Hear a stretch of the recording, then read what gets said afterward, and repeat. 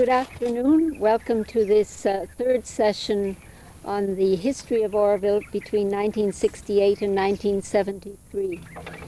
In the first two sessions, we interviewed people who were present at the inauguration ceremony and people who lived in the early communities of Promise, Forecomers, and Peace. In 1969, many young people started to come to Auroville.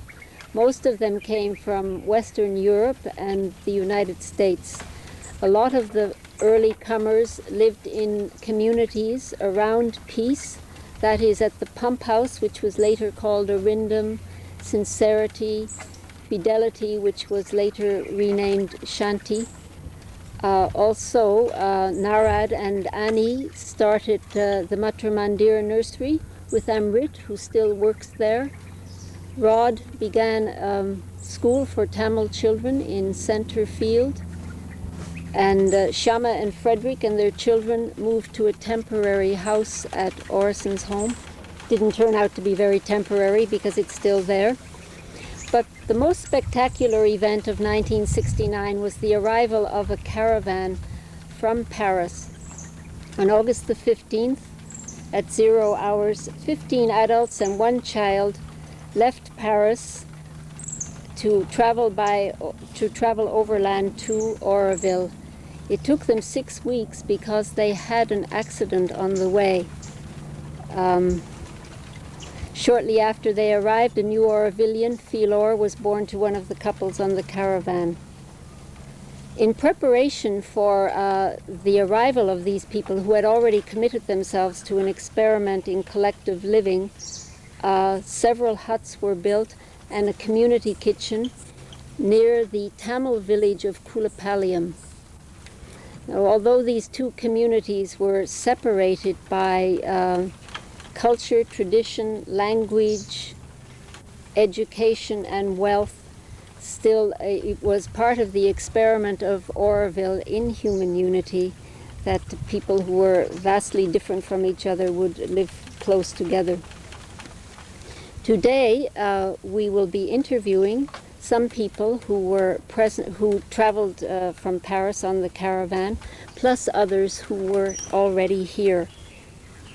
Maybe we shall be, but I'm not sure if he's coming, we shall be talking to Canon, an early Aurovillian from Kulapalayam, about his impression of the newcomers. So today we will speak to Francois and Jean-Claude, who came on the caravan, and Christophe, who was already here when the caravan arrived, and Dorothy, who came a little later. Sally Champ from California in the United States will be the interviewer. Thank you. Okay, Francois, you were on that caravan that left Paris. I hear a lot about the caravan, but I don't know what it looked like. Were there automobiles? Were there vans? What was your mode of transportation? Well, actually, there were old second-hand French cars. I think there were two vans, 2 old Citroën vans and 2 old Peugeot. And there was also a newer car which was driven by Papa Chenet. Remember Papa Chenet? And we worked in Paris in a garage for about 2 months. Although I was very young, so I'm afraid I didn't really participate very much. And but still, the cars were not such good condition because they kept breaking down all the way from Paris to Auroville. So actually, they were quite old cars, and I think they're all gone. Some of them burned down when there was that fire in Aspiration, and don't know what happened to them. But the original vehicles, did they all make it here, or did you have to replace them along the way? No, they all made it here, except the vans broke down. I think after Pakistan they broke down, so they had to be towed. Maybe even before Pakistan. So the 2 vans had to be towed by the 2 Peugeots from maybe Pakistan or Afghanistan onwards. So we actually reached Auroville towing these 2 vans, which were out of order. I'm trying to imagine what that looked like, towing one car behind another through Pakistan. It must have been quite a sight to see this caravan of vehicles full of French people heading across this part of Asia. It seems kind of dramatic. Was it a dramatic occurrence? Well, actually, the whole caravan was quite dramatic. We had accidents and we had a lot of fights. People were very different. They had different aspirations, they had different commitments to come here, and we were all very young. Except maybe for people who had already come here and who knew about Sherman and the mother, like Vincenzo, and there was Stephen, also an Australian, who's not here anymore. And there was Alain Molly and Eliane, so they knew a little bit about Auroville and the mother. The rest, we just had a faint idea of why we were coming. So not only were the cars in a rather bad state, but we were all very, very motley. We were not united. I can't say that, it was a very harmonious and very beautiful experience. So why did you come to Auroville? What was your motivation, or how did you even find out about it, and what was interesting about it for you? Well, personally, it was an accident, kind of, if you can call it this. I had my best friend. His father was the last French governor of Pondicherry. His name was Jean-Marie, and his father's name was François Baron. And I had been knowing him, since my early childhood, because my parents and his parents knew each other from, before I was born even. So I had heard about Pondicherry, I had heard about Auroville, I heard about the mother in Chomino, though I was never interested. And when I finished my studies, he came back from Pondicherry, told me there's a caravan going to Auroville, why don't you go? And I thought, maybe I can go around the world and, utilize this caravan, go up to India, then from India go into Japan, from Japan to America, and then come back to Paris.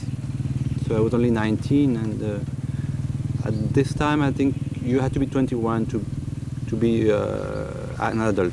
So I had to get my parents' permission and got the papers, and so I took this caravan without knowing about the Auroville, without knowing about the mother, Shormindo, not being interested actually. I mean, outwardly I didn't have the aspiration. I just felt that I wanted to get out of the life I had in France, and I had never been very happy there. And very dimly and consciously I felt that this is what I had to do and go out in the world, and the caravan just happened to be there, and I just took the caravan by chance. But then of course, as the caravan developed, as we progressed on the road from Paris to Auroville, there were a lot of trouble, a lot of fights, and but then I started reading Shorbindo and the mother, and I read particularly Sat Prem's L'Aventure de la Conscience, which had just come out. And by the time I reached Delhi, I knew that this was it. This is where I wanted to stay all my life. So I was 19. I just turned 19 at that time, and I started without knowing where I was going, and by the time I reached Auroville, I knew I was going to stay there for all my life. This was my thing. So in a way, it was very intense, but very difficult experience. What you said there were fights and problems on the caravan during the trip. What kind of problems did you encounter at that time? Well, people were very different. You had, if you want to simplify, you had the people who were materialistic and people who were spiritualists. On one hand, you had people like Alain Monnier and and Eliane, who had a kind of so-called spiritual approach to Auroville. They read the mother, they read the Shormindo, and you had other people like Vincenzo. They were more materialistic. For them, it was more working and doing, and so there was a conflict between these people. And I was very young, so I was caught in between because I was neither one nor the other, and I didn't know about Auroville. I hadn't read Shorbindo. I didn't know about India, and I was not also very, carried by materialistic things or vital things. So one didn't feel very comfortable because there was a conflict between these people, and then you were caught in between, and you didn't know what was happening, and you didn't understand what was the. So there were a lot of conflict, and on top of that, it was difficult because the cars were not in good condition. We didn't have so much money. There were the accidents. We got stuck in a place called Erzurum, which is the border of Iran and of Turkey and Iran, and it was terrible because we were stuck there for a week, and it was middle of nowhere. People were hostile, and we stayed in the place which was very hot in the day and very cold at night. We were attacked at night. Also, we had to protect our women. So it was kind of baffling.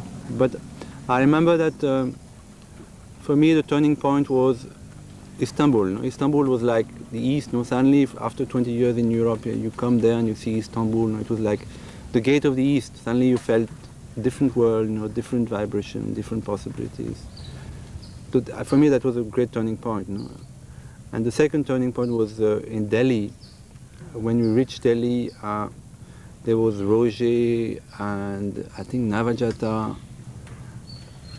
and Udar. I'm not sure, but I think Udar was there waiting for us in Delhi, and they took us to the Shromido Ashram in Delhi, which at that time looked like in the countryside. In my memory, it was, there were fields and it was outside. Now it's right in the middle of Delhi, and there are buildings and traffic and pollution. That time it looked like the countryside. So we reached this place and we were very tired, and it had been a tough trip. And that's my personal experience. I remember that I had this book of Sat Prem, The Adventure of Consciousness, and I climbed on the roof of one of the vans, and there was a setting sun, in India, and it was so peaceful, and people were coming back from the fields with the plows and the bullocks, And I read a few pages of that book, and it was like, suddenly I felt, that this was it, and I had reached my place. So I guess this was the great turning point of that trip. And after that, it was easier. After Delhi, then from Delhi to Agra, then we saw the Taj Mahal, then we went to down south, reached Hyderabad, Bangalore, and I remember we reached Auroville one early morning. We landed in Promise. I think it was Promise. There's a photo actually of all of us landing in Promise, and I'm hiding behind Krishna, which was my friend and protector during that caravan. His name then was Zali. And then we went to Purna's restaurant on the beach, which was already called to Skifu, and then we had lunch there. And in the evening, we sat under the banyan tree in Aspiration. The banyan tree is gone now. And Roger was there, and he gave us Mother's first message. And I think the first message was, there should be no servants in Auroville. That's what I remember, the first message. So that was my first day in Aspiration.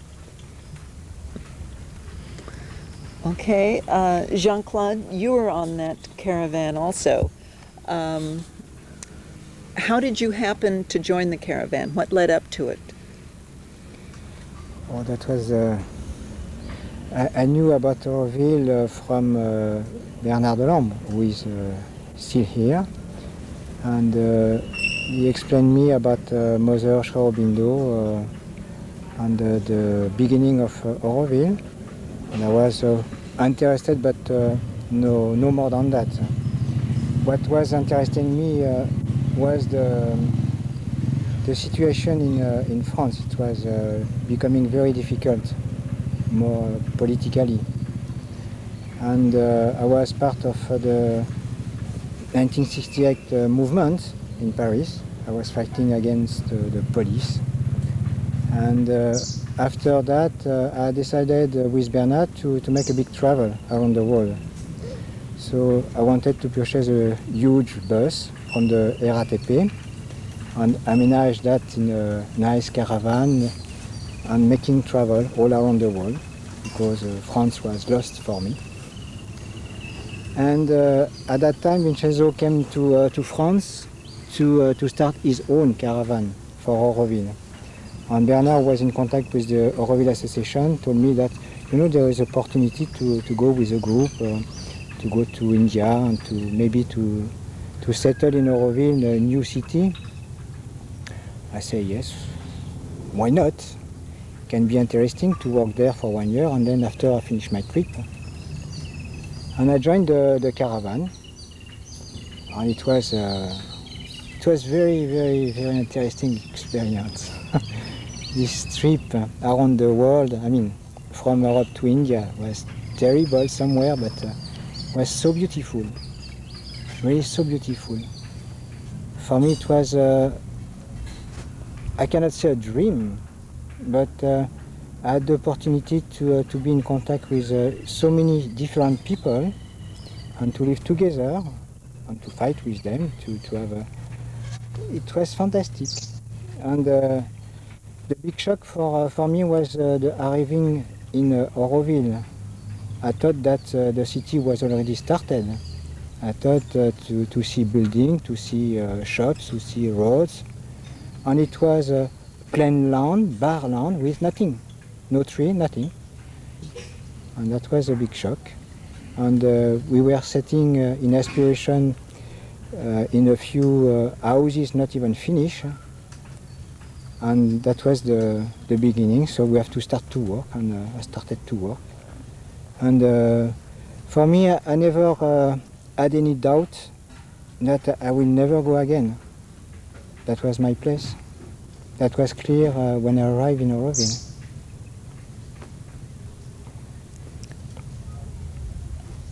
You said it was, part of the trip was fantastic. Fantastic in what way? Was it fun? Did you have good times with each other, or were there more problems than there was fun? I cannot say. I'm a little bit optimistic. So for me, I remember much better the funny things than the very bad things. And it was quite nice, quite funny, yeah. But it was difficult because two tendencies was there for us, very young people. The first one was to go very quick to Auroville, and the other one was to make a little bit sad scene. But it was sure a lot of adventure, breakdown on the road because it was no road, only a very bad piste. So we have to repair a vehicle very often. It was funny to repair the vehicle at night without tools, without anything. It was, I don't know, a great adventure, like a pioneer on the far west of America at the beginning. I was playing. For me it was a great play all the time. Did you have any skills as a mechanic? Did you have any idea how to repair a car, or who was the mechanic on the trip? The main mechanic was Steven, who is out of station now, and Vincenzo had some knowledge. And for me, I had to make in practice what I learned in the university, and have to. I never did anything in mechanics before, only to repair my own car, but that was not so great. And that it was a kind of survival test. We have to do it. We have to imagine anything to make the thing going on again. Till the end, we were obliged to pull the vehicle with the two others. Yeah, it was nice.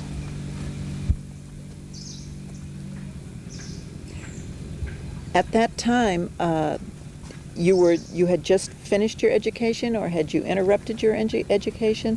How old were you, and what kind of experience had you had before you left to come to Auroville?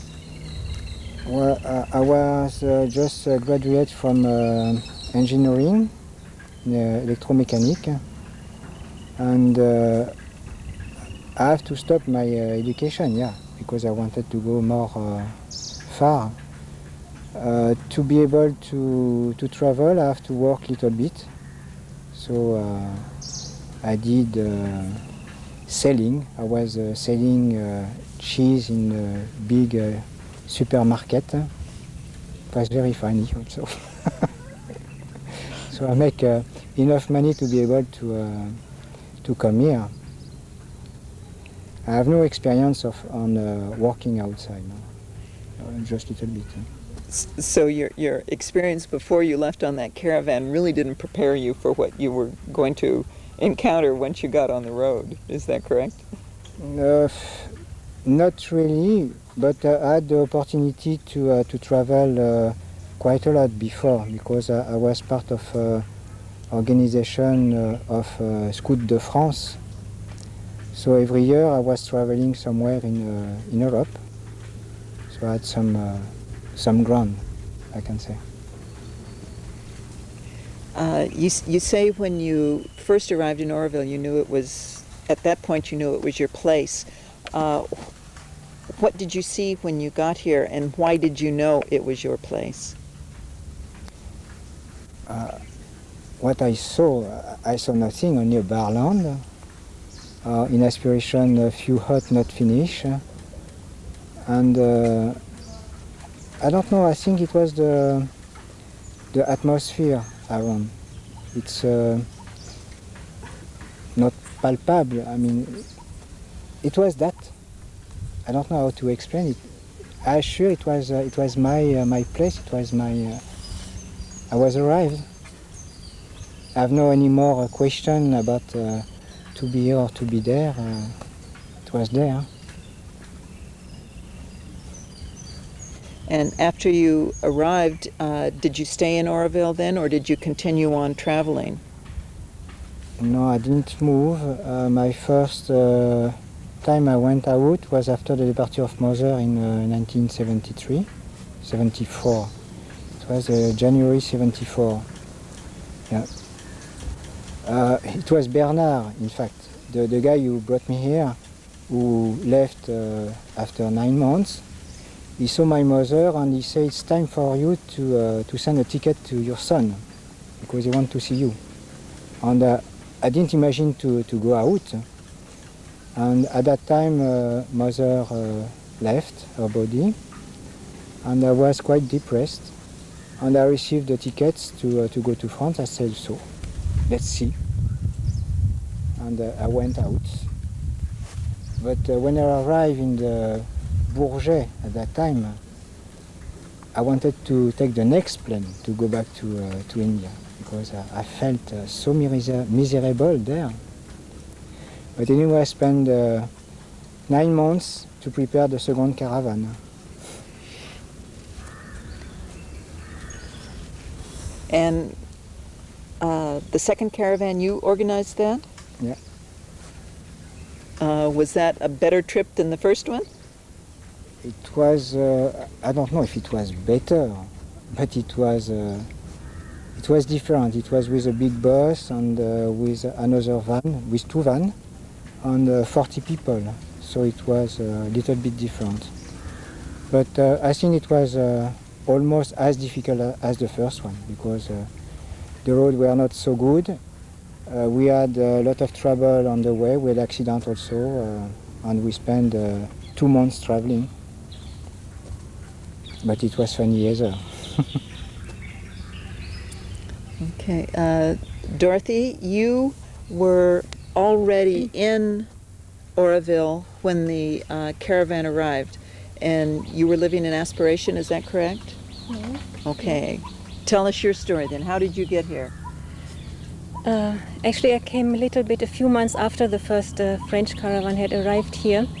How I came here, and that was coming together of many things, actually, if I think about it. First, I had finished my school then. I should have gone to university then. Second, I met a group of people who just at that time came in contact with Sri Aurobindo. And one fellow out of that group, he saw a photo of Sri Aurobindo in a bookshop, which was on the cover of that first German book on Sri Aurobindo, actually. It was a biography, which is, is still being published, I think. He bought that book because he was so much impressed with the photograph on it. Then we all read it. It all came together at the same time, and we were all very much touched by it. After some time, we came across an article about the inauguration of Auroville in '68, and we came to know that this was actually the same thing, that this man, Sri Aurobindo, and the mother after him had founded a city.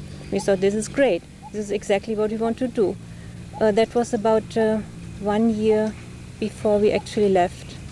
So from that time on, we were sort of preparing. It was a very intense time also. And I think that turning point in my life, which Francois has been talking about, came already one New Year's day, New Year's night between 68 and 69. I remember that very clearly, that I thought, now something is going to change. So after that we started preparing that our caravan. It was a little Volkswagen bus, which we put up a little bit, built up a little bit for people to sleep inside. We were 6 people, 3 young men and three girls, ladies, and a tent on top which could be flapped open, so 3 people could sleep up and 3 people could sleep down. It was a nice trip. Actually, something I must tell.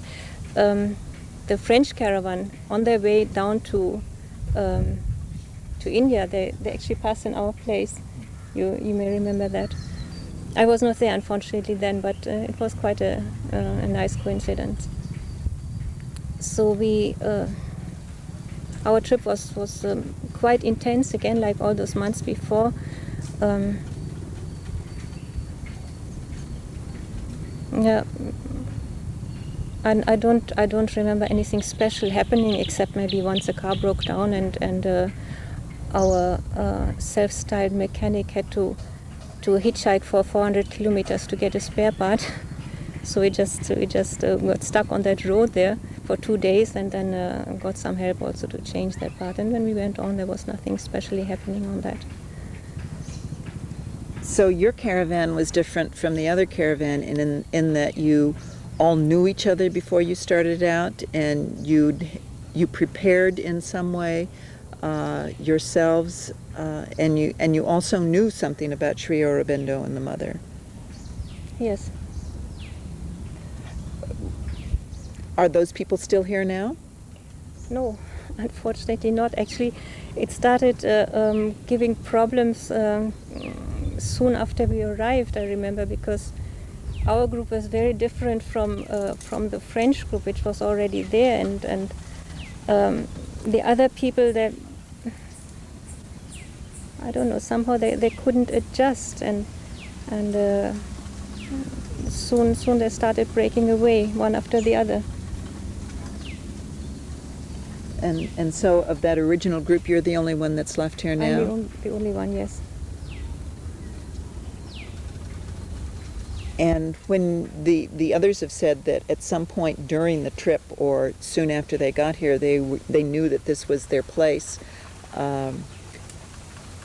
Did you have a similar kind of experience, or were you thoroughly committed, if you can be thoroughly committed before you see anything? But were at some point after you got here, did you know that this was your place and you were going to stay, and you were somehow, you had a stronger commitment than the other people in the group? Don't really know what to say. I don't think I was totally committed before I came here, and even for the first time I had in mind to study, because after my schooling I should have gone to university, and I wanted to study something like a comparative religion or whatever. I thought, well, I can do that there also, and maybe stay there one year and then go back or so. That was in my mind. That what. But then when I came here, things became more and more real all the time, and I more and more knew that it was actually the experience which counts, not what you learn about it. And even though I did, when we first came here, I asked if I could be admitted in the Center of Education in the ashram, and Mother did give permission. For 4 months, I think, I went there regularly, spent a lot of time in the library and so. But after we moved out to Aspiration, I felt a discrepancy there. It just didn't fit, and then I wanted to do something on the place itself, and I started working there, and that's how it happened. And everyone in your group, they were all about the same age, 18, 19 years old, something like that? I was a bit older than that, but one lady was a bit older. Yeah, I was 23 when I came. And did you all get along, or were there fights also the way there were in the first caravan? Not that way, not the French way. Ours was a different makeup of the group. I mean, it's a bit difficult to explain that. I bet I don't. You're going to be diplomatic? Okay. Christoph, you were here in the early days, and you arrived before the caravan, and you were involved in the preparation for the caravan. Is that true? Yes, actually I had come to the ashram to see my mother, who had been here for some time, and I wrote to the mother saying that I would really like to help, because I knew my brother was coming with a caravan. I thought I could help there in aspiration to prepare the huts, to finish. There was a lot of work to do. There was some painting and some finishing touches, but it seemed that it was not quite ready, as Jean-Claude said. I mean, we did our best to get it ready on time, and that's why it happened. And I met the first persons there. Bhagavan Das was actually my first friend there. He's known as, what's his name now? Jean-Pierre. He was Jean-Pierre at that time, yeah. Yes, that's how it happened. You must be very unusual in that you came to visit your mother? Yes, actually, I came to visit my mother for 2 or 3 months, and I met the mother. So, actually, it was the second time. I had come already in '67, and just for 3 months. I was finishing my studies then, and the second time in '69. I had come also only for 2-3 months, just for vacations. And what was very interesting is that on the very last day, I had my ticket booked, everything was there, all plans were made. I had to go back to France. I had to work in a small school. I had started teaching in the south of France. And on the very last day, or maybe 2 days before, I just went to see the mother, and I said to her, very simply, "Mother, I just don't feel like going. I feel it's my home, it's just my place." And she said, "Well, you can stay here as long as you like." And I'm still here. And you see, with Mother, the experiences, everything was absolutely so simple, so straightforward. I mean, okay, you want to stay here, if you want to stay, then just stay. If it's your home, it's your home. And I had the same experience later with her, that everything was extremely simple. But of course we were very complex, so we had a lot of problems. That's why we went to her for guidance. But yes, this.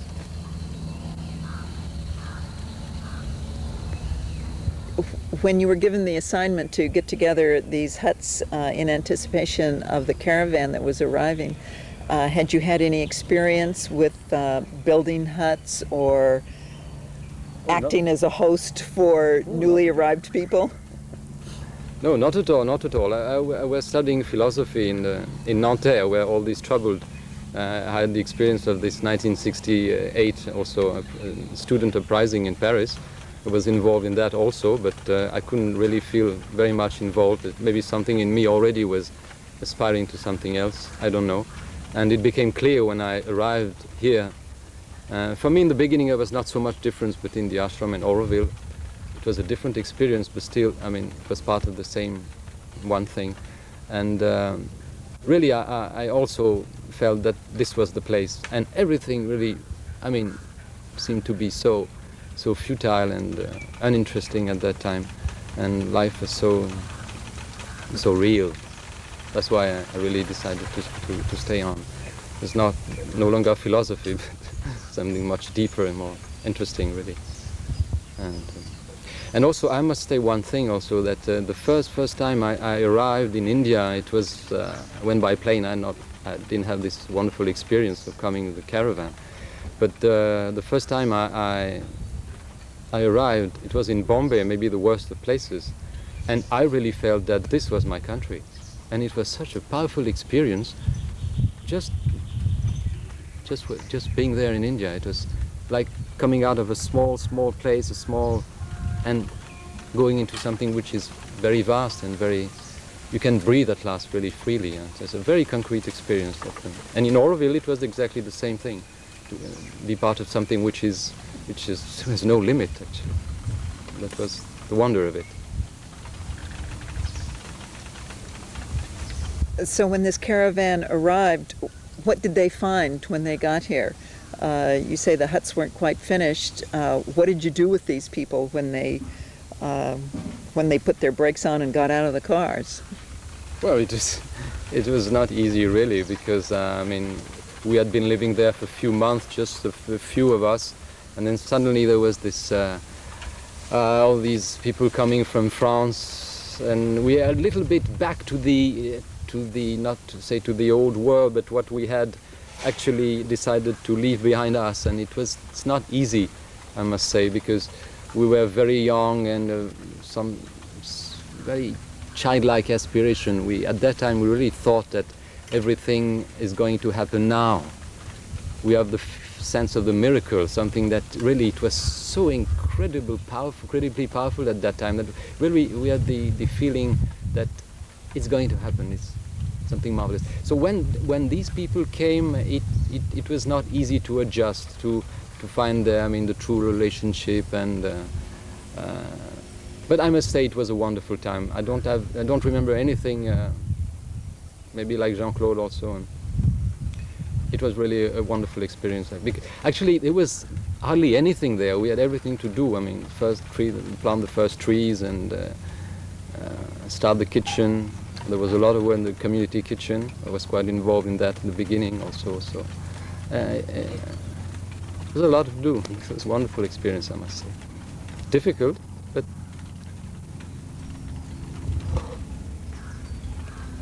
Francois, I see here, you're sitting here shaking your head yes in agreement about the feelings of the people when they first arrived. You were young, maybe a little naive. What was it like for you when you first got here? No, it's wonderful to remember, and when Christophe speaks, my heart, goes out, because it's true, we had the sense of the miracle. Everything was possible. We were so young. We still are. It's still there in us, but we were so young, and there was nothing. There was nothing to be seen, nothing to believe in, but everything was. We believed, we felt, everything was there, and we had this faith and this. And actually, it's an anecdote. It's funny, but Christophe used to be my teacher. When I was a kid, when I was not maybe 16, he was my Latin teacher in school. And I met him again in Paris. We were having this shot. At that time, we had to have a lot of shots before coming for it. Tetanus and so I met him in the Institut Pasteur in Paris, and I said, "Oh, but this is my Latin teacher." I didn't know Latin. I must tell you, I was teaching Latin without knowing much about that. The little I knew. And what Jean-Claude was saying also, it's true that we were young during the caravan, and we wanted to stop and look, and to spend 4 days in Istanbul, and Afghanistan was fascinating also. It was such a new world for us. But people who had Vincenzo had done the road, I think, already 2-3 times, maybe 2 times. So he was pushing and pushing and pushing and pushing the cars and pushing us, and ultimately the cars broke, and we didn't break, but I nearly left at some point. I had a fight with Vincenzo and in Istanbul, and I thought, I'll stay in Istanbul. It was such a wonderful place, and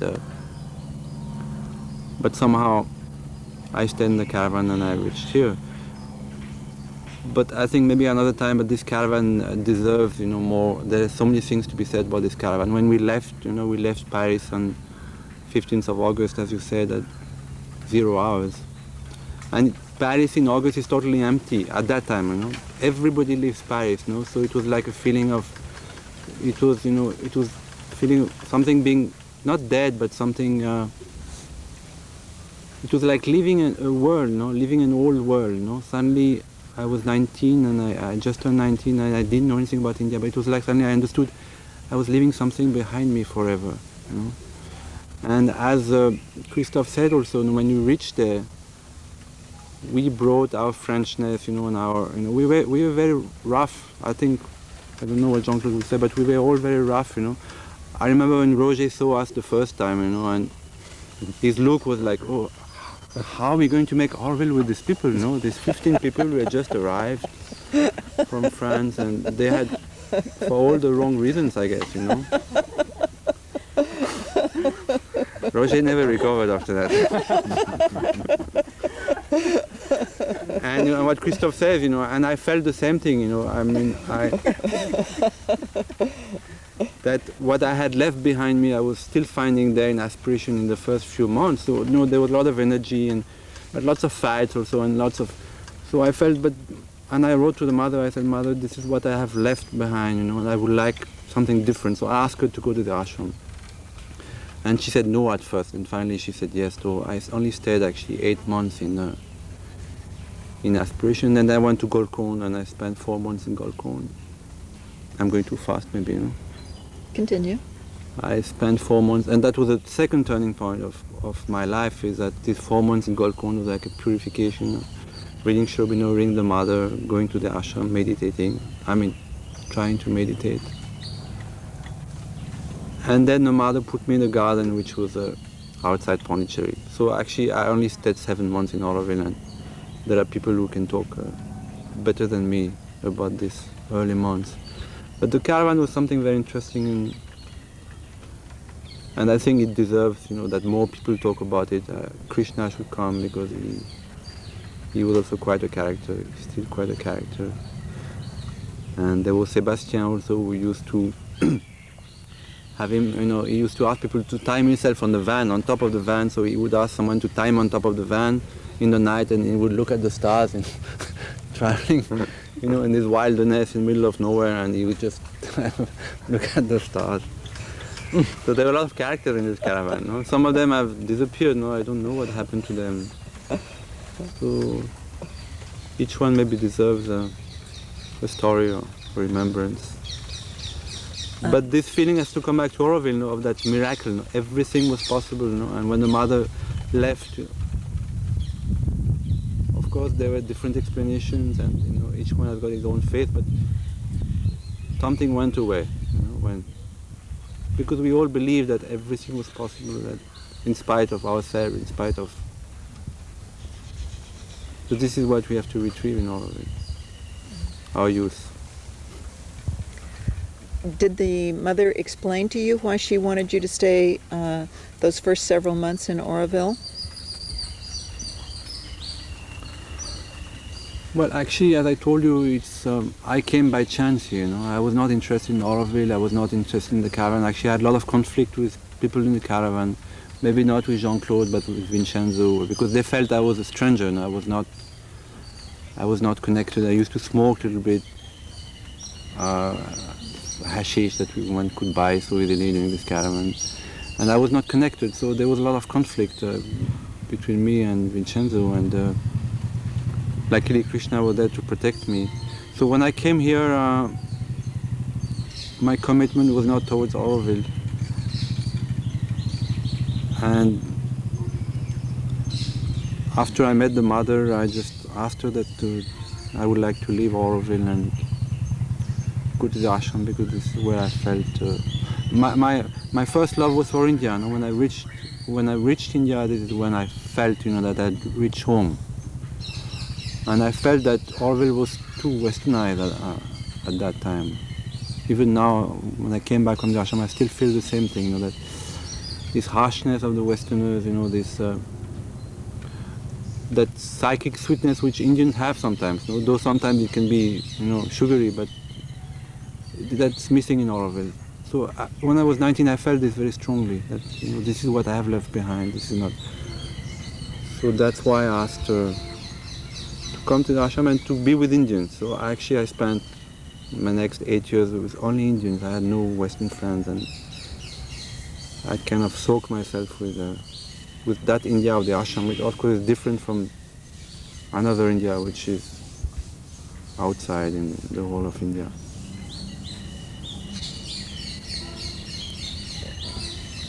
Jean-Claude, when you arrived here, what were your impressions when you arrived? Were you satisfied with it? Was it what you expected it to be? Was it something different? How did you feel about Auroville when you first got here? My feeling was very contradictory because I thought Auroville was existing somehow and nothing was there. Everything had to be done. So I had no much question. We have to do it. But the only question we had with the architect at that time was what to do and how to do, because we had nothing. We only knew our barhand to make everything. Only the few tools we have brought with us. So we started to repair our own vehicle. We started to make a small workshop. And the first thing we have to do was to finish the houses and to make the first kindergarten, because we had 2 kids. Yeah, 2 kids. So we have to make a small school. That was the beginning. Small workshop to be able to make new houses and to. It's very difficult to imagine how you can build a city when you don't know anything about. It's very difficult. I'm not architect. I was not plumber. I was not really an electrician. I learned everything in Auroville, in fact. That was a very great school. Making practice what you learn in school. That was very good. No question. We have to do. I had no time to think about. There is always something to be done the next day and the next moment. So I was working. That's all. And sometimes I tried to meditate also, but that was a little bit more difficult. And to read the books of Sri Aurobindo, Mother, Sri Aurobindo impossible to read, too complicated, because most of the Sri Aurobindo was in English, and I felt that I didn't know English at all. What I learned in school was completely forgotten when I arrived in India, because I was not able to communicate with the people in English. So I forgot everything and I started to relearn English here. That was great. And as François was very impressed by Satfren books, Aventure de la Conscience. That was something very great. And maybe that was who make me decide to stay here, maybe. But really no much time to think about. We have to do. We have to construct the city. We have to plant trees. We have to get water. We didn't have any water just at the beginning. The kitchen was not ready. We have to build everything. No time to think. Did you have any contact with the mother in those early days? Yeah, that was oof. To think about the mother, the contact we had with her, that's great, incredible. We had the opportunity to have a weekly contact with the mother.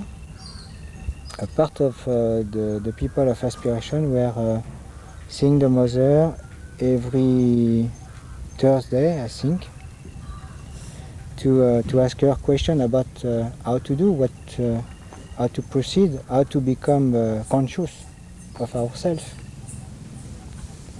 And we were going by shift to see the mother. That's fantastic. And the best contact was when we saw the mother for our birthday. That was cannot describe that. It was really fantastic. Dorothy, when you first arrived here, or your first 6 months or year in Auroville, how did you feel about it? What was your contact with the ashram? Did you, and the mother? Did you have any? And what did it mean to you? Actually, my first contact with the mother was 3 days after we came, because we came on 21st November, and 24th November there was the first balcony darshan. I remember many white-clothed people on the road there, and I remember far away up there was mother, but I can't say that I just didn't see much. It was too far, and well, I remember the people. I remember the attitude of the people, very intense. After that, yeah, my contact with the ashram, of course, I was in the ashram school every day. I had a teacher there. I think for 4 months I used to go there. It was a very good, very good experience. I read the Bhagavad Gita then with my teacher, and Sri Aurobindo's explanation. Did you see the mother? I saw the mother only after I had stopped going to that school for my birthday in April. And what was that experience like for you? That nobody can describe. People keep telling me that all the time, that there's no way to describe it. No. And this is an experience that I've missed out on because I only came here a year ago. You know, my wish, my hope is that you, all of you that have had this kind of experience, can convey to the newcomers what it was like. For me, it was just turning everything upside down. Because you come here, you have so many ideas also about spirituality and spiritual life and your experience and whatever. And it's just turning everything upside down. Yeah, I can't say much more to that now.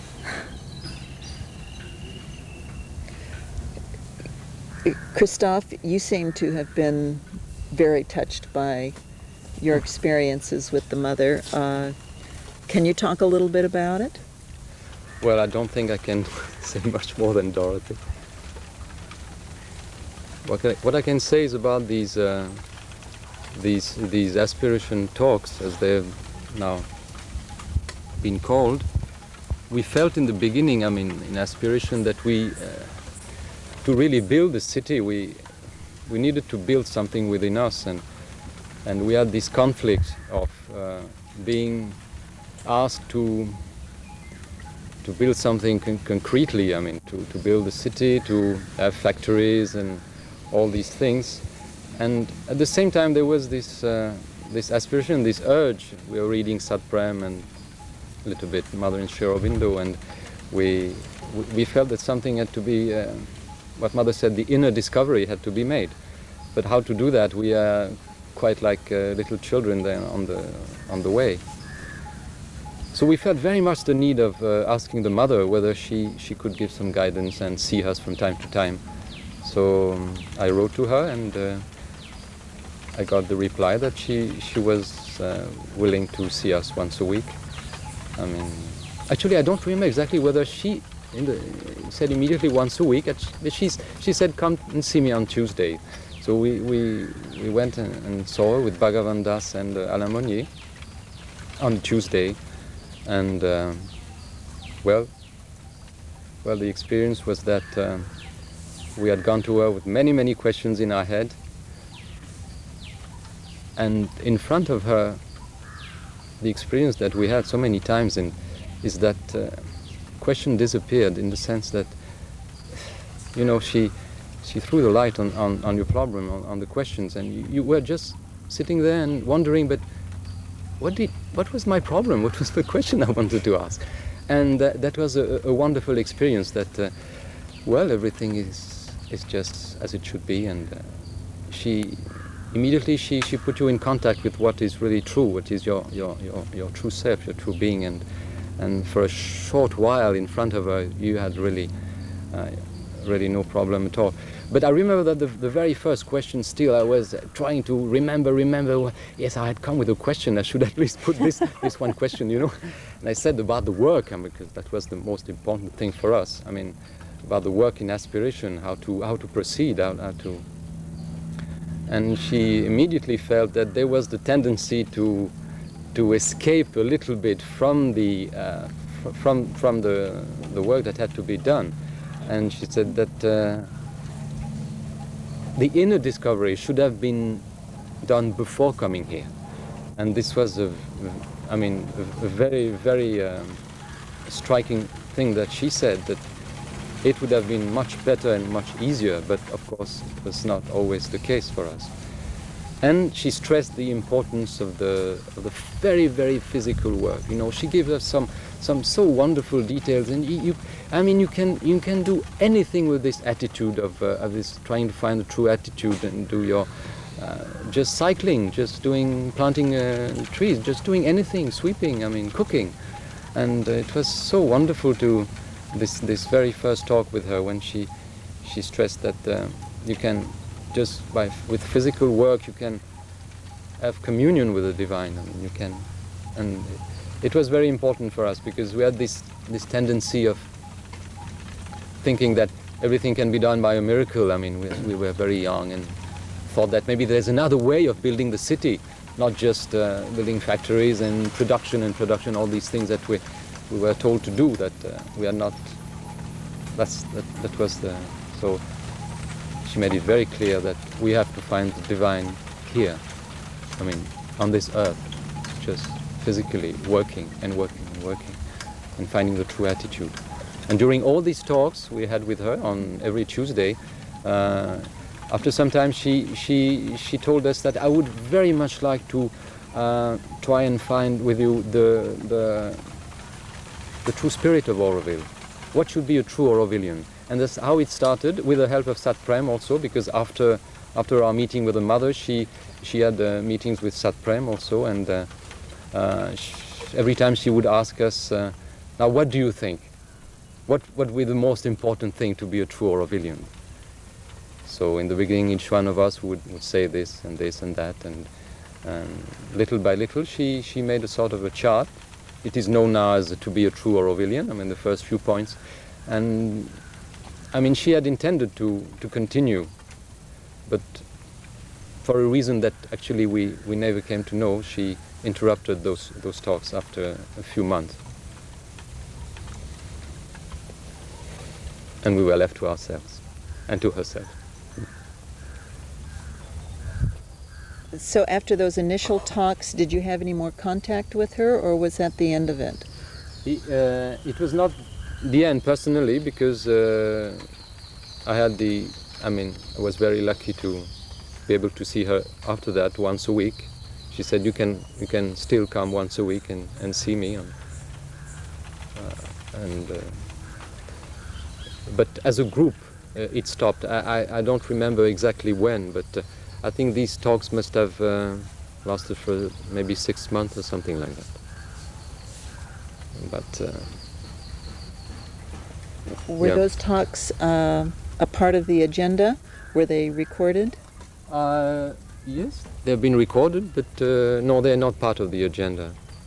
They're not part of the agenda, no. Because the agenda, as far as I know, are just mainly the interviews between Mother and Sat Prem. And he was never present during these talks.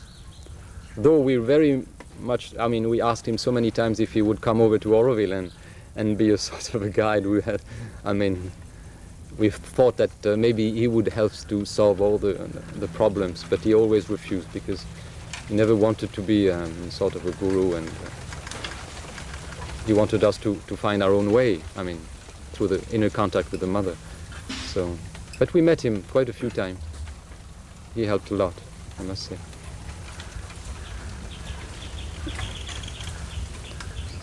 Francois, you've said something about your initial contact with the mother.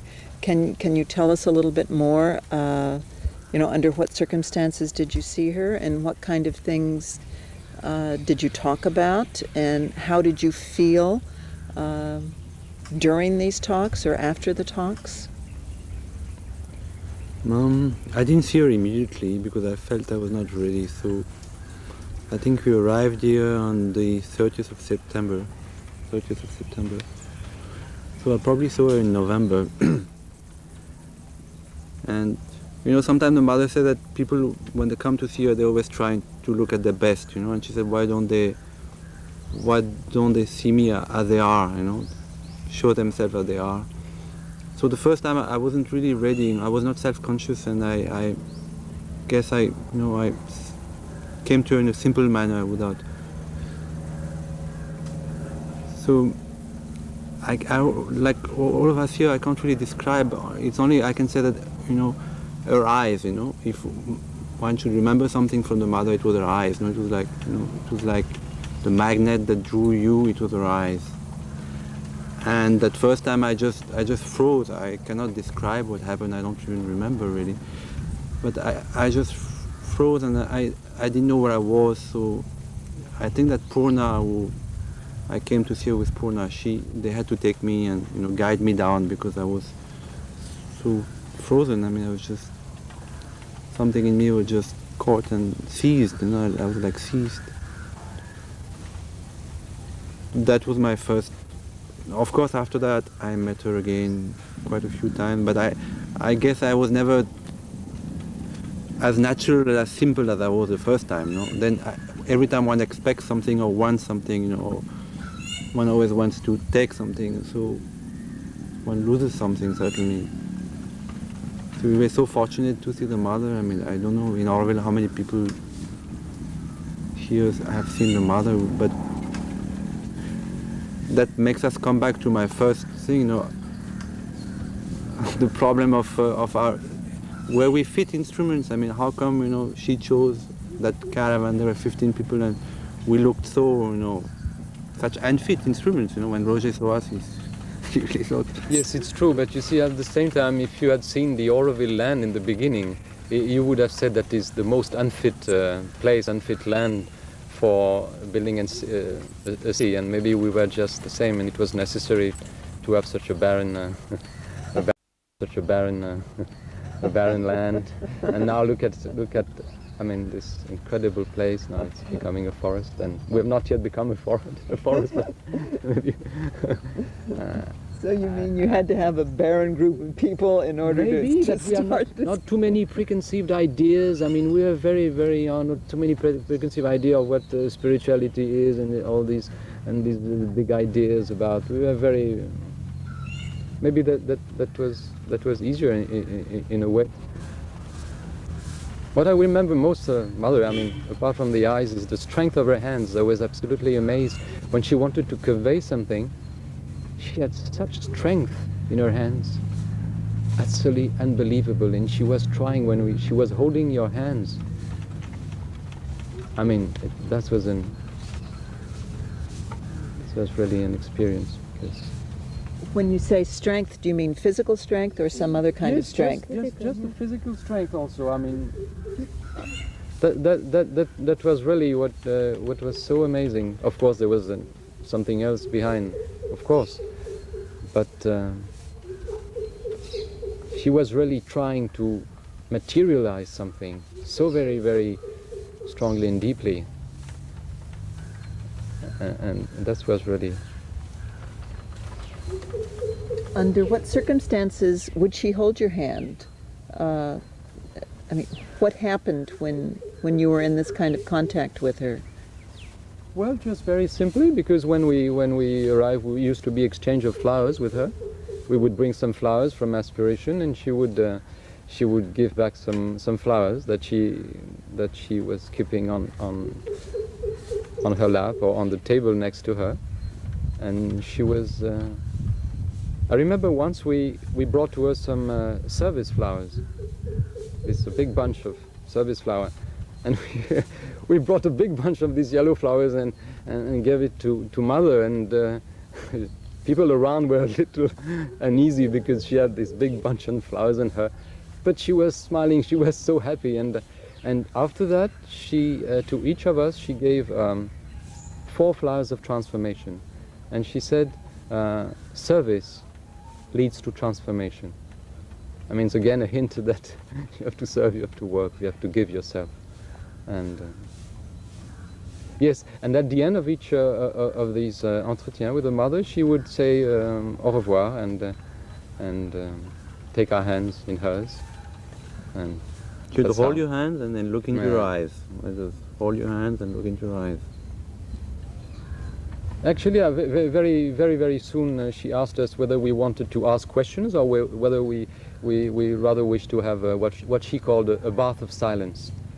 And usually we said we'd rather have a bath of silence. And so for about 15, sometimes 20 minutes, we would just stay in front of her and just in silence. I mean, silence in between quotes, because once she said, after the meditation, maybe you were there, I don't know, she said, a very noisy silence.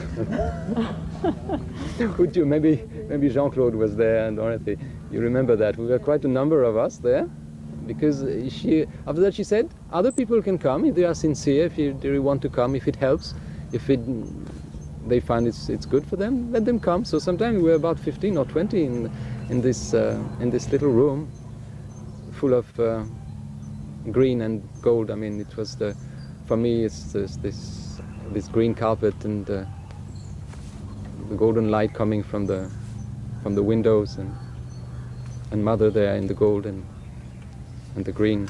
It was really unforgettable experience, and all of us there trying very hard to meditate, to concentrate in front of her. We have to be good, we have to be, and then after that, with a smile, because, the humor was something that, with mother, that was, I mean, for me, was so surprising, because you go and see the mother and you expect something. I mean, you are a bit scared, and I mean, in the beginning you think, oh, and so simple, so mother-like and so humorous. And she said, oh, very noisy silence. Un silence bruyant. You remember the story of the cows? The cows, yes, I yes. laughed very much, and she said, I give blessings for him, but not for the cows. So were you there also, Dorothy, at this time of the noisy silence? I was there in the noisy silence, yes. Yeah, okay. I think I contributed my part of the noise. Describe to us the noisy silence. Can't say very much. First, it was surprising to me because she very much insisted we should be very comfortable. She several times she repeated it. You must be comfortable. You must be very comfortable. And we tried moving around, and anyway. And after that, there was a noisy silence. Did you ever feel comfortable when you were there? Can't say comfortable. No, it's just as Christophe says it's completely, things completely disappeared. I was exactly like Christophe after my first meeting with Mother on my birthday. I had to be guided out. I didn't know the way at all where I was, and then it took quite some time to come back. I stayed in that meditation room afterwards downstairs, and it took me a long time to come back.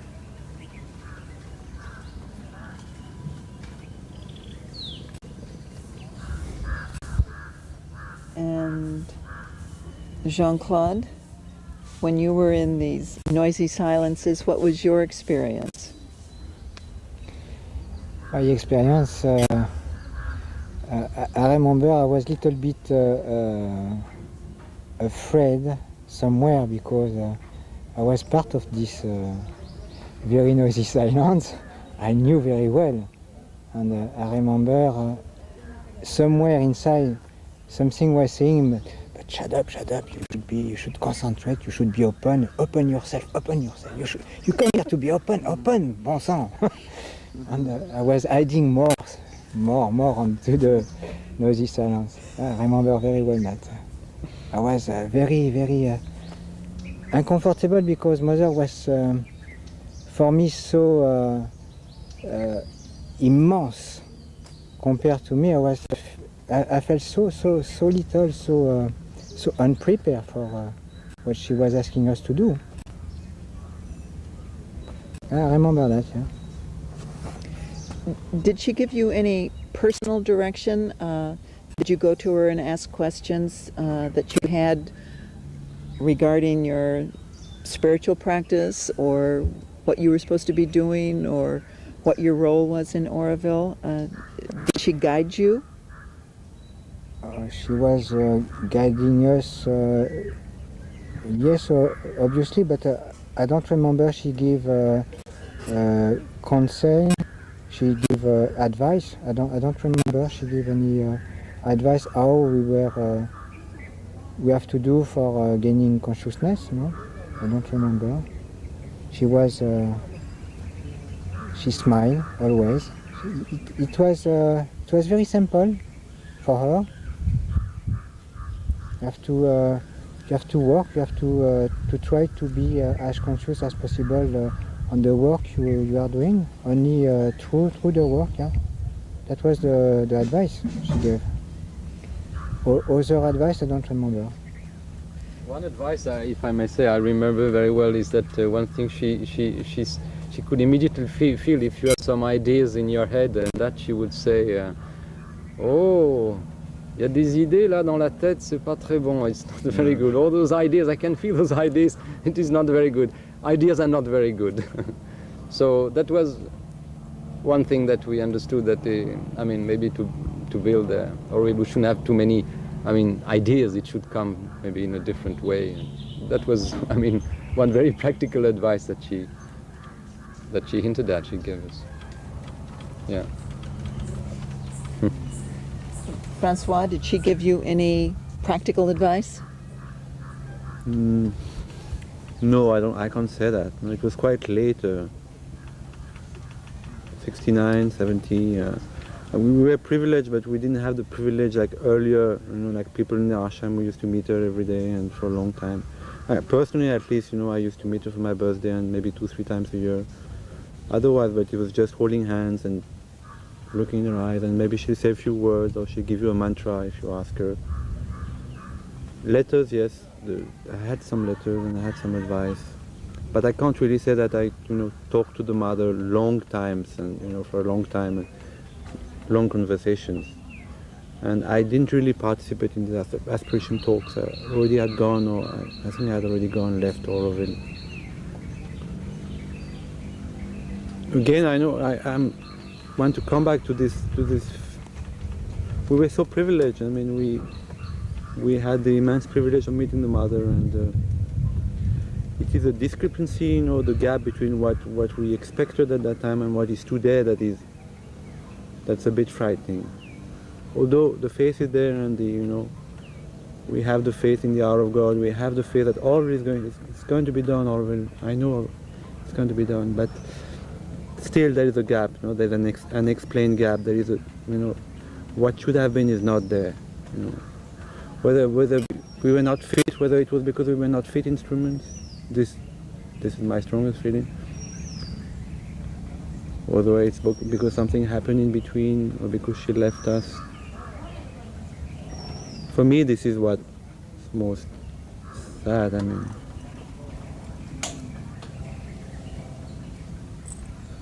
but and this is missing in Auroville today. I think that enthusiasm, that freshness, that belief that everything is possible. It'll come back. It's certainly the cycle. There are cycles of, more individualistic inner research and less collective emphasis. But talking about these times, there's a kind of sadness that comes, whatever the reason. When I came here a year ago, I came without any knowledge of Auroville, but yet I had a feeling that there was something going on here that was very unusual.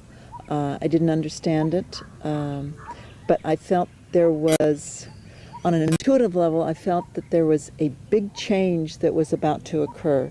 And I couldn't describe it because I didn't have any information about it. But I still feel this 1 year afterwards, after my first arrival.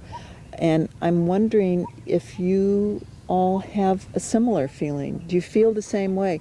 I feel, although there are many, many problems here now, that there is about to be a big change. Well, I feel Auroville is very much alive. I mean, there's no question of Auroville not happening. You know. The fact that, you know, there's such a strong presence in the chamber, you know, in spite of the fighting around it, in spite, you know, of the mother not being here physically, you know, you can say in the Samadhi, you know, the mother and two widows, you know, they're there. They've lived there for 50 years, you know, that their bodies are there, you know. But then in the matrimony, it's like a divine sanction, you know, that presence is there, you know, it came from nowhere, it is there. So that's a sign that Auroville is alive and it's going to happen.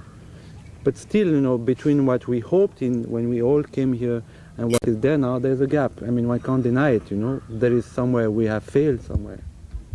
So the sadness can come from there. That doesn't mean that Auroville is not going to happen. Auroville is going to happen. Don't know what my friend Christophe thinks. No, I can't say much because I don't have the same feeling, because actually I'm not now at present living in Auroville, but each time I come here, well, I feel that something is so strong is happening here. And, but I'm not leading the everyday life, so I can't say. It's very easy for me to say that everything is wonderful in Auroville, and for me I feel it is absolutely, it's there as it was in the beginning. I feel it very strongly, as you do maybe. It's maybe easier for me to feel that way, because I'm not involved in that. I don't know how you feel, Jean-Claude. Oh yes, I feel something is there definitely, very, very, very strongly. Yeah, I feel it also, and I'm going very often to the matrimonial chamber, and is there, the power is there, definitely. But physically, we are very, very, very far of what I imagine we should have been done. Something is missing, yeah, sure. We have a lot of work to do. But we did achieve something already. That's not bad. When I came here at the beginning, I thought Auroville is possible to make it in 5 years, 10 years. Mothers say in 20 years it will be finished. So I was expecting some kind of miracle somewhere, as everybody. And after in that sense, what François says, it is true somewhere that it's true that this process has been much slower than we expected, but it may be a deeper process. It may be something has to be much deeper and much slower, and not just build a city in a day with people who are not able to live the experience. She said 20 years we'll have this, and 25 years we'll have this, and you know, and sometimes she would get discouraged. She would say, oh, but you know, with instrument like you, I don't know, it was an aspiration, it'll take 300 years. You remember that? Something like that. No, but sometimes she was really, really upset. I mean, it is true. But she said, no, she promised us things which haven't yet materialized. You know? But at the same time, she said, I have all eternity. I mean, it's true that at this, well, things will be done, c'est ça. But you must be optimistic. You're still here. But if you go out of Auroville, I mean, as long as you're in India, you still feel protected. But when you go to the west and you see what's happening there, Auroville is still an island of hope in the world. I think the very fact that Auroville is still alive, you know, the only virtue of Auroville is that people are still there attempting. Nothing has been really. You can't say that Auroville has succeeded in creating anything except, you know, the green base of Auroville, the typical base of Auroville, all these trees and the greenery. But you can't show anything of Auroville that we have created. You know, we have not achieved anything in terms of power, in terms of money. We have not solved any of these major, you know, problems which have plagued the world for 10,000 years. But we're still there, and people are still coming. So that's the hope for the world, I think, because this place exists. Otherwise, Otherwise? Dorothy, do you have, what are your feelings on this subject? Yeah, of course. You know, within it takes 300 years. Remember that? Something like that. She No, said but once. sometimes she was really, really upset. I mean, yeah, it is true. But she said, no, she promised us things which Hmm. haven't yet materialized. You know? But at the same time, she said, I have all eternity. I mean, it's true that at this, well, things will be done, c'est ça. But you must be optimistic. You're still here. But if you go out of Auroville, I mean, as long as you're in India, you still feel protected. But when you go to the west and you see what's happening there, Auroville is still an island of hope in the world. I think the very fact that Auroville is still alive, you know, the only virtue of Auroville is that people are still there attempting. Nothing has been really. You can't say that Auroville has succeeded in creating anything except, you know, the green base of Auroville, the physical base of Auroville, all these trees and the greenery.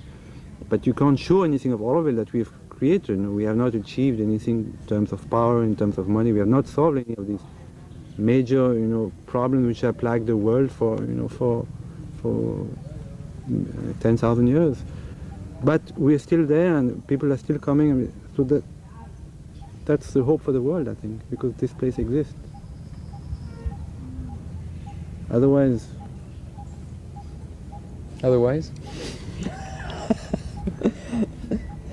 Dorothy, do you have, what are your feelings on this subject?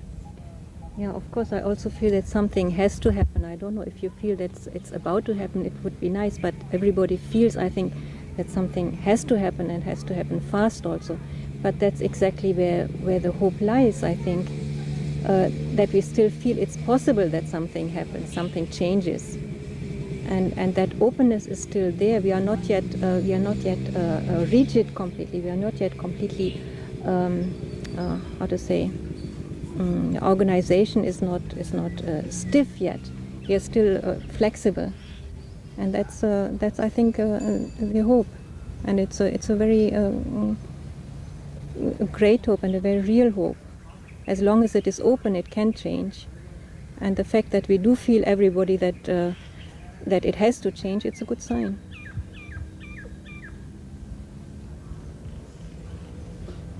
When you first arrived here, Dorothy, or even when you were still in Paris preparing to come to Auroville, what were your expectations at that time? And nothing much physically. I was in Munich, not in Paris. I keep getting this mixed up. I'm sorry. It's all right. It doesn't matter much. No, of course we had seen that famous photograph of the galaxy, and maybe we were expecting something like that, but it wasn't very strong expectation, because I don't remember being very much disturbed by the barren land afterwards. It was good. It was all right. It was empty. It was nice.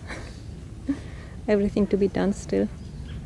I remember that everybody was quite lost in the beginning about work, and it was just so completely empty, and nothing was told us. We were completely left to ourselves, and everybody was a little bit people lying around. People didn't know what to do because it was so open.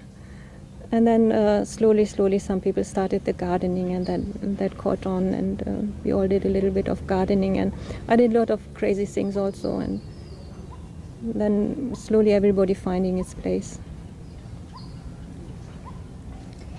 In those early days, do you think people did find their place? Or I ask the question because after a year of being here, I'm still looking for my place.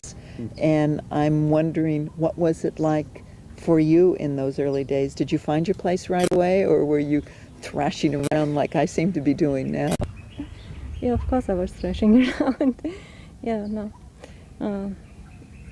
I remember my questions to mother usually were something about work. What shall I do? What shall I do? And she never really said very concretely. She said once, if there's something in aspiration which you would like to do, then you should do that. So I was looking for something which I would like to do. Then afterwards I was asked to work with Roger in the architect's office, and then I did that, and actually it was exactly the right work for me. It was very good. At that time, what was going on in the villages in Kulapaliyam? What kind of contact did you have with the Tamil people then? Well, it was not easy, but actually part of this, there were two kids, two Tamil children that what was the name? Brigitte and what was the name? Jean-Christophe. They wanted to adopt two Tamil children. Was it one or two? I don't quite remember. And we wrote to mother saying that whether it could be possible, it could help. I mean, to close the gap between us and the village, if we could adopt this little boy. And she said, yes, provided the family agrees, and you should teach him something. Don't just ask him to work. And said, you should really teach him. And finally it was agreed, and he could live with us for some time. And it was quite a good thing, I must say. Maybe it was just the beginning of something. It was not easy in the sense that, of course, there were, I mean, in the village around, it was like people coming from another planet suddenly, and of course there were the first few months or years were difficult to establish something really, some trust between us.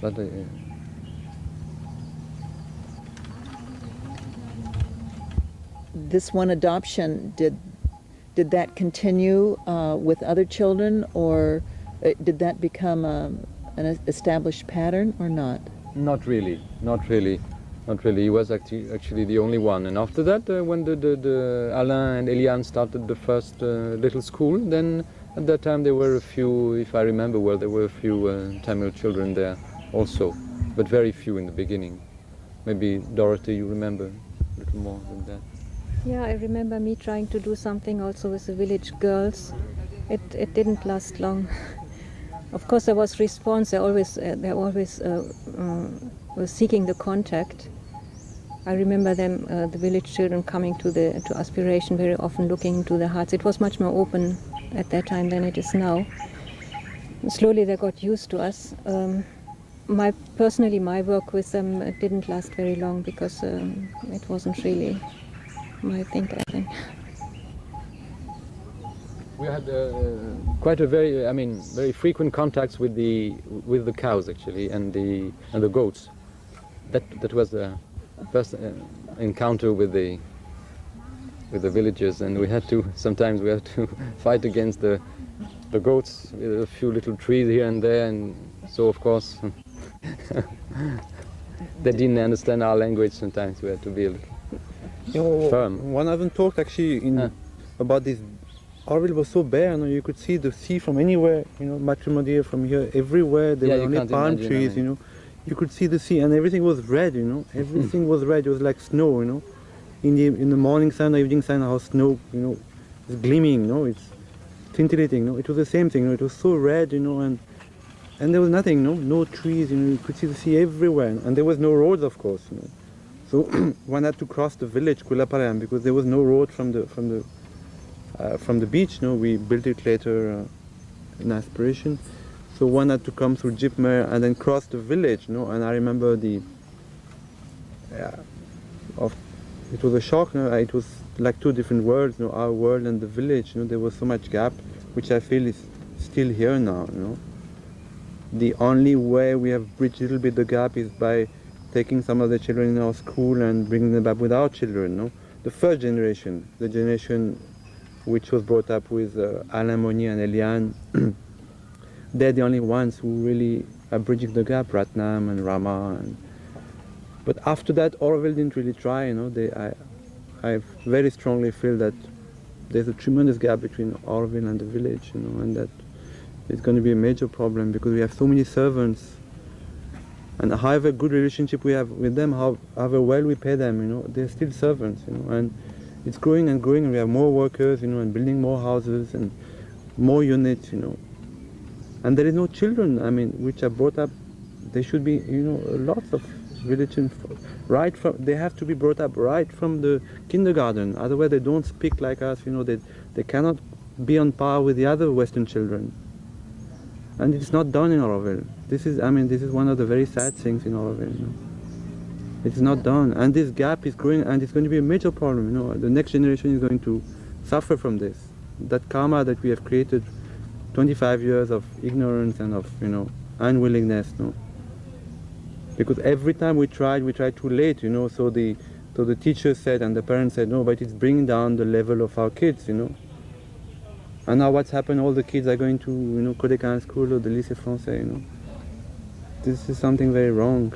You know? And so that talking about Quilapayam, there's a, I mean, maybe now there are shops, you know, and there, but the gap between the village and Auroville is as great as when we, I mean, nearly as great. I mean, they understand us better now, of course, but there's not been much progress. Certainly, there. It's a major problem.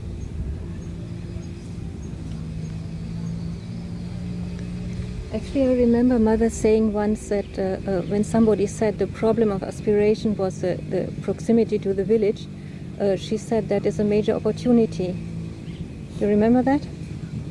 Yes, they are the first inhabitants of Auroville, no? Mm. She said once? She said after that, yeah. They are, yeah. But as François said, we never really worked on it, took it seriously. And then Auroville is an island, you know. I mean, if you take the village is one thing, but India, no, nobody knows anything about India in Auroville. No, I mean, it's not people's fault because it's like an island. I mean, there's so many Westerners, and so there's a cut between India and Auroville. And personally, I've been fortunate because I've been going out in India quite often, you know, and it's changed my life, you know, because the Auroville needs to be. It needs tremendous influence from India. Auroville needs to be spiritualized. You know, there's, to my feeling, it sounds a bit, you know, it sounds a bit arrogant to say that, but Auroville needs to be spiritualized. It needs India's influence. You know, it needs more techniques. You know, what meditation or pranayama, whatever. You know, and there's also a gap between Auroville and India. Not necessarily as, you know, the Indians in Auroville. They're not the best representative of India also. You know? But a deeper India, you know, of which, of course, Quilapayam is part. Why do you think that generally the youth are not attracted to the Auroville project? I mean, in India, why do you think they are not so? I mean, after all these years, that not so many young people even coming. Well, the ashram boys never came here, and the ashram girls never came here, or very few came here, because they always, I think they always put off by the harshness of Westerners also, and they're also more used to, I think they're also scared because they don't have they don't have the spirit of pioneer, also, the spirit no? of pioneer. Yeah, they don't like this is also the of thing. Yeah. being a pioneer, you know, and they have to secure a life maybe, you know. I don't know what. We have run out of tape. Very good, we can go now. It's too bad because we're getting into another subject. But we should do more about this caravan because there's so many more things to be said. Huh? It's interesting, this caravan, actually. We had a different experience now. Welcome to this